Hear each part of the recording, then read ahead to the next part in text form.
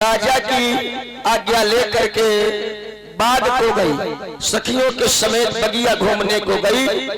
अब जैसे बाग में पहुंची, तेजी के साथ में तूफान आया, तेजी के साथ में तूफान आ गया। जितनी सखियां थी सभी इलंग बिलंग हो गई।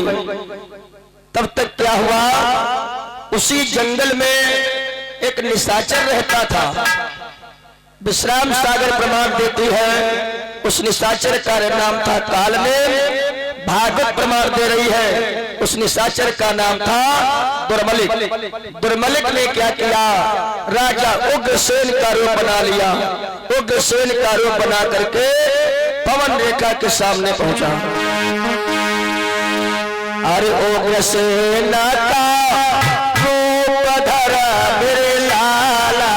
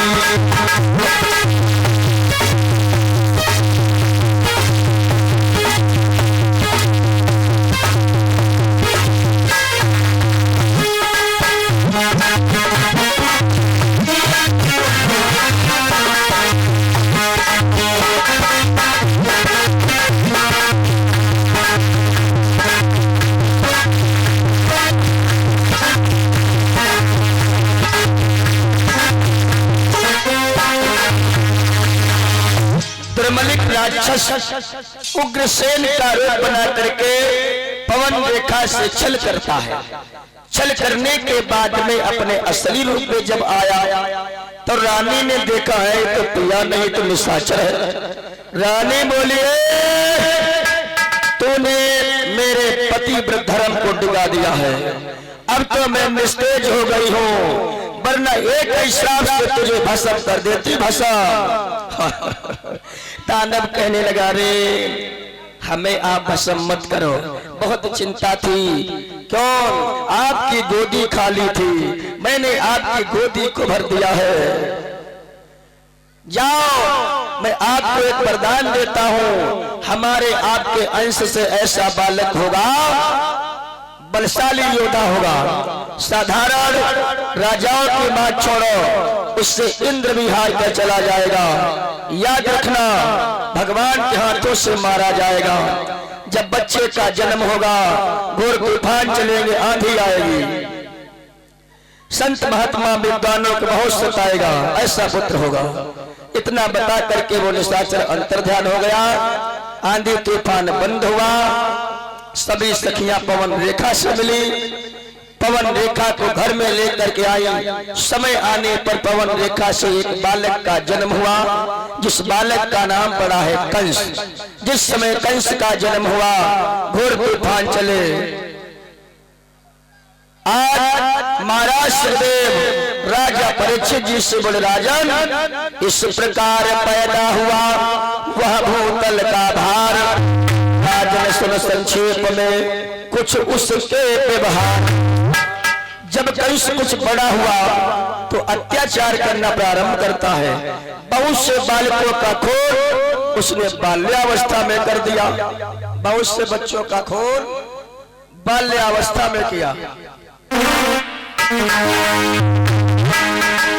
बचपन में बच्चों को यवने और कितने ही बच्चे मार दिए।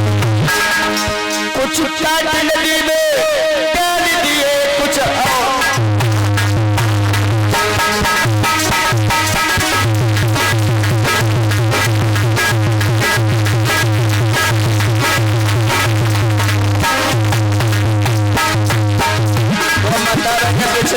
जाइए।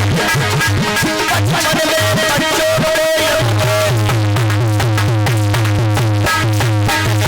बच्चे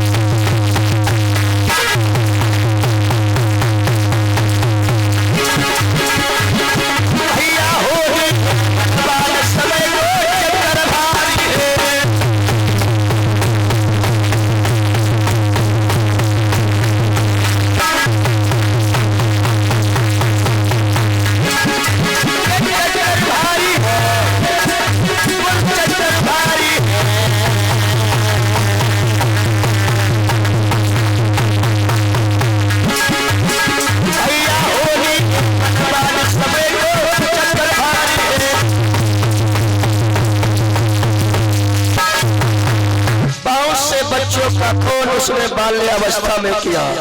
अरे क्या हुआ? पोता पानी पिया, पंखा मांगे लगे, कद पंखा दो बाबा। इधर कैस की जब शिकायत राजा हुसैन के पास में पहुंची और कैस ने जब राजा हुसैन कैस से कहते, बेटा आप राजा के पुत्र हो, आप ही ऐसा करोगे तो प्रजा क्या करेगी? कैस बोला, बुढ़े अरे बुढ़े तू मेरा गुरु बन रहा है, अरे गुरु बनकर के हमें उपदेश दे रहा है। पिंकू पीछे खड़े हो राजा। बुढ़े तू मेरा गुरु बनकर के उपदेश दे रहा है। ऐसे भाइयों, इस बुढ़े और बुढ़े के हाथों में हथकड़ियां, पैरों में बेड़ियां डाल करके सीधे जेल में डाल दिया जाए। इसकी अवस्था 60 वर्ष की हो चुकी है। ये बुढ़ा सठिया चुका है, इसकी बुद्धि मारी गई है। आज से मैं राजा हूं, अपने माता पिता को जेल में डलवा दिया। जो राजसी मुकुट पहन रखा था अपने स्वयं सर के ऊपर रख लिया, अब मथुरेश बन करके बैठ गया।